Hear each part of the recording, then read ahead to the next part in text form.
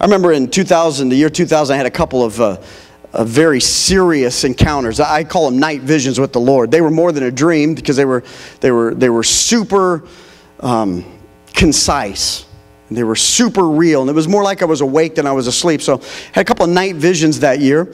And looking back, I can see why, because I see the great transition we've gone through in the last decade plus.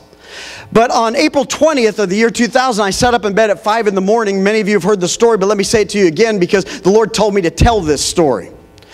I sat up at 5 o'clock in the morning. I thought Bobby was talking to me.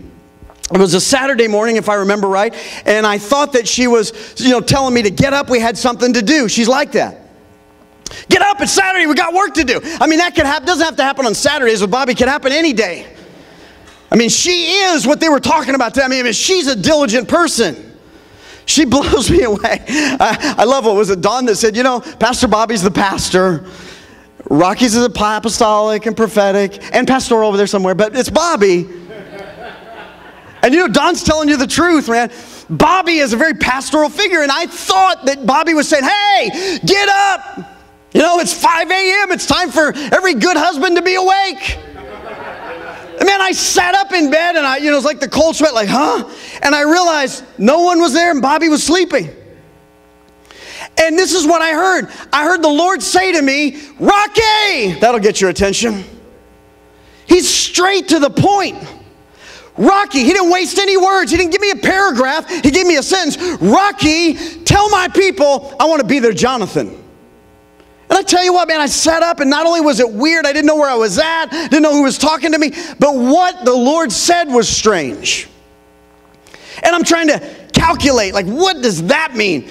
I know, Jesus, that was you talking to me. I mean, I'm coming to the realization that was God. But I never thought of you, Jesus, like, Jonathan, what are you talking about? And he led me back into 1 Samuel chapter 18. I begin to see the relationship between David, which is a type of the church, and Jonathan, which is really a type of Christ. Jonathan laid down his life for David. Jonathan was heir to the throne. So Jonathan, before he ever died, gave everything that he had to David, knowing that David was called to be the one that went forward. Jonathan was a king, but David was a king. Somehow they were connected together. And that's what Jesus was telling me. You tell my people in this hour, they're coming. I believe that's what he was inferring. They're coming to a critical hour in history. Man, I've told this thing all over the world. It's a critical moment in history. We're 12 years later, and I'm telling you, we live in a kairos moment in time. A fixed, specific, special time. Somebody say time. Jesus said, for that time, this is what you need to know as a Christian. You need to know God is on your side. You need to know God is with you. He will equip you and outfit you. Jesus has done everything for you. He's already given his life for you. And you've got a lot of good armor, good solid weaponry at your disposal straight from him. Rise up, be a man. Rise up, be the king. Be the priest that God's called you to be. Rise up and stand in this hour.